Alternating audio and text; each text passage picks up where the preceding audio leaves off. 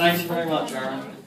I was going to just try to keep this brief, so I've only wrote a couple of notes, promise. I know. I'd like to start by just saying thank you to Aaron, asking me to be his best man. It was an honour, and even knowing that I had to prepare and read the darn speech didn't worry me too much, although I think the couple of beers we had earlier sorted us right out. Don't worry, Annie, it was only a couple. It's a couple now. I've known Aaron for as long as he's been dating Annie, and I remember the first time I met him. He was a quiet, timid lad who didn't have a lot to say. Actually, maybe not. In fact, he hasn't changed an awful lot since I first knew him. He's always had his own sense of humour. Some people get it, some people don't. How else would you explain him being a Bolton Wanderers fan? Aaron chose Bolton as his team after playing multiple seasons as their manager on the game Football Manager. Although he assures me it's absolutely nothing to do with the fact that his dad's a Burnley fan. I have it on good authority that Aaron used to be a Man United fan, however. So I'm just going to ask him a question. Aaron, what went wrong? I support a good team. A winning team, yeah? That's probably true. Aaron's always been interested in computer games and technology. Football Manager has eaten up many of both Aaron and mine hours as a youngster, playing classics such as FIFA, Gran Turismo, Mario Kart, and now to the iPhone and iPads with Candy Crush and The Simpsons tapped out. Got a lot to change there. A word of advice though, Aaron. Unfortunately now you won't be able to spend as many hours playing on these. Well, unless you get Annie's permission first, that is. Aaron is also a dab hand at both building and repairing computers. Lucy and I know this from first-hand experience. It's so nice to actually know somebody who really, seriously knows something about computers. My IT department at work have a standard answer, usually involving the phrase, turn it off and turn it back on again. I've also been told that Aaron fixes traffic lights, although I cannot personally vouch for this, as every time I've ever driven past him, he's only ever been supervising. It is possible, though, that this may be his next route in his career, into management, perhaps. He seems to be doing a good job at that. It's hard work, Aaron. Maybe not. Unlike me, Aaron is a keen car enthusiast and has been a regular attender at Goodwood, along with his dad. Since I've known him, he's held a number of cars, including a matte black Fiesta and a Honda Civic Type R, which was sacrificed in order to buy the flat. I know how that feels too, Aaron. For anybody who doesn't know, Aaron's current transport is a yellow States Works machine with a tracking device that's able to track his every move. A little like being married, or so I'm told. The difference is that Annie's tracking is through instinct and knowledge, and not through electronic means. Now, electronic tagging, that would be worrying. The first trip that we all took together was a holiday to France.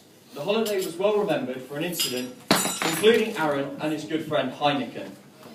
We were staying in a villa and so went shopping at a local supermarket to stock up on supplies when Aaron saw a keg of Heineken. The rest of us were drinking French apple juice, and so Aaron was buying beer for one. Thinking that this was cost effective, instead of buying an entire crate, he decided to pick one up. Sensible so far. The problem was that pouring the beer from the keg was quite difficult. So Lucy suggested, why didn't he pour it all into several jugs? The problem being that he had to drink the entire keg that night. There may have also been a couple of Jacks or two as nightcaps, but I make no comment on that. Needless to say, Aaron wasn't in the best state, and I'll leave the rest for everybody else's imagination.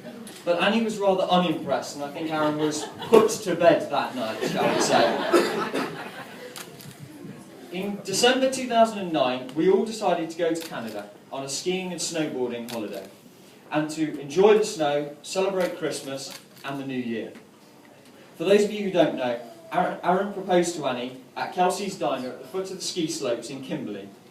Despite his nervousness on the inside, it didn't show too much on the outside, although that may have been something to do with the fact of how well or not the skiing was going at that point. After the proposal, Annie and Aaron decided to no longer risk their lives having skiing lessons, and it was at this time that Aaron found his true calling for the trip, as the official photographer on the trip. With a keen eye for spotting us coming down the mountain slopes, he managed to catch some very good footage of most of us coming down on our skis and boards, some of us on other body parts. They fell. In fact, I think he even managed to spot me coming down the mountain carrying my snowboard after an argument with a rock. In fact, I think he even managed to get that on film, and it may even be on Facebook. After Aaron asked me to be his best man, I decided to look up exactly what it was that the best man was responsible for. Some of the things were fairly standard, carrying the rings and being responsible for that, and taking care of the groom. Some of the other things, learning how to tie cravats and tie the entire groom's party's cravats was something that YouTube helped me with quite a lot. Organising stag parties, that was absolutely fine.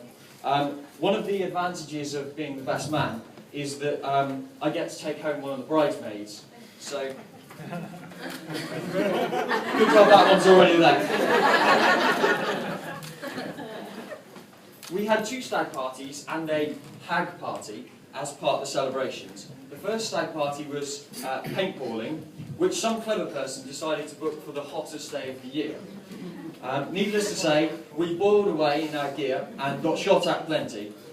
In fact, in some places that I cannot talk about right now. The second stag party was a bowling event, during which Aaron was made to bowl wearing a hard hat signed by the entire cast and a high-vis jacket, which included a picture from his youth. And a ball and chain. And a ball and chain, but I wasn't going to mention that, but thanks.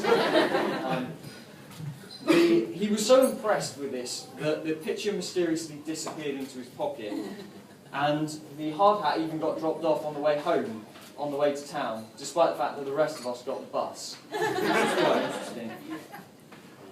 The hag party was held at King's, and it was a fancy dress theme of rock and roll. I probably should say the hag party was a joint hen and stag, just if anyone didn't listen to Island FM today, in which James Bentley doesn't know who Annie was marrying, which was equally interesting. The wedding party were ordered to dress up as characters from Greece, and on every hour had to get on the dance floor and dance along to a Grease track. We soon discovered that dancing was not Aaron's forte, given that he conveniently disappeared for most of the Grease tracks. And I also noted on the radio that they said you missed 1 track, but I'm pretty sure you might have missed 4. But I'll go with 1 for now. Now, Aaron, there's no way you're going to get away from the first dance this evening. So, I promise that I'm almost done, and I just wanted to say a couple more thank yous to echo what Aaron and Phil have already said. I'd like to thank Annie, who I'm sure you'll agree looks absolutely beautiful today, and without whom the wedding would not be possible. I'd also like to thank the bridesmaids, who are looking stunning, and also to the ushers, who do scrub up well, actually. Finally, I'd like to thank the hotel, who are about to serve us with some fine food, hopefully, and for hosting the fantastic reception. In all seriousness, Annie and Aaron, you've come a long way in your journey together as a couple.